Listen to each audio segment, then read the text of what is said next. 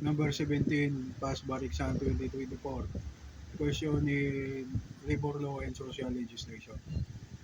Mabuhay Travels Incorporated MTI, a local money agency acting for its principal carousel cruise corporation, CCC deployed Elizabeth as waitress on board the vessel MS Carnival Miracle. Elizabeth finished the contract and prepared for repatriation.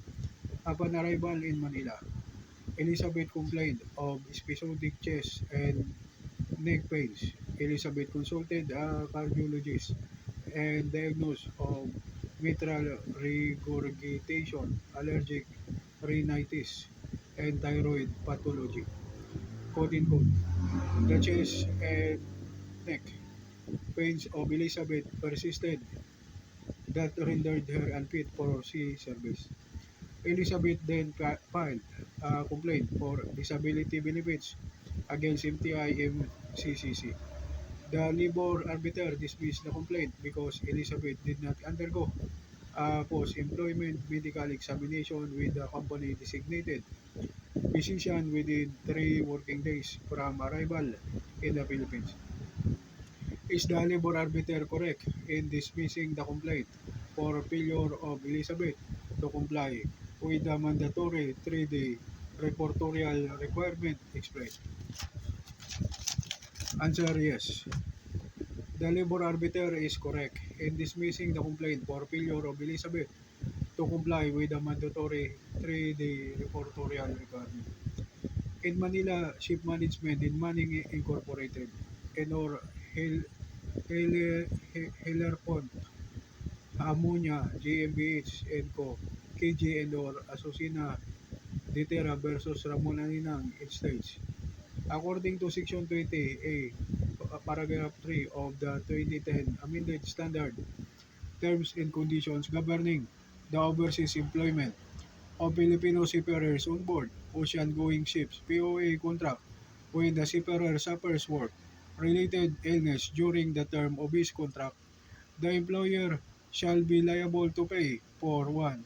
The seafarer's wages to cost of medical treatment both in foreign ports and in the Philippines until the seafarer is declared fit to work or the disability rating is established by the company designated physician. 3. Sickness allowance which shall not exceed 120 days and for reimbursement of reasonable medicine and accommodation expenses. However, to be qualified for the foregoing monetary benefits, the same section of the POA contract requires the seafarer to submit himself herself to a post-employment medical examination by a company designated physician within 3 working days upon his return to the Philippines, except when he is physically incapacitated to do so.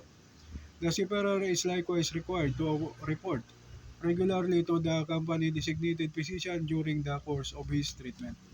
Further, in Scanmar Maritime Services Incorporated versus De Leon, it states, the rationale for the rule on mandatory post-employment medical examination within 3 days from repatriation by a company designated physician to determine the cause of the illness or injury, ascertaining the real cause of the illness of injury or injury beyond the period may prove difficult.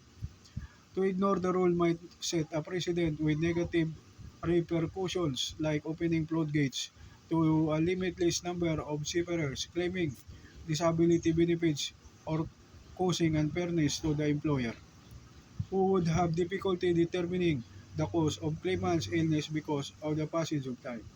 The employer would then have no protection against unrelated disability claims. Furthermore, this considering into the event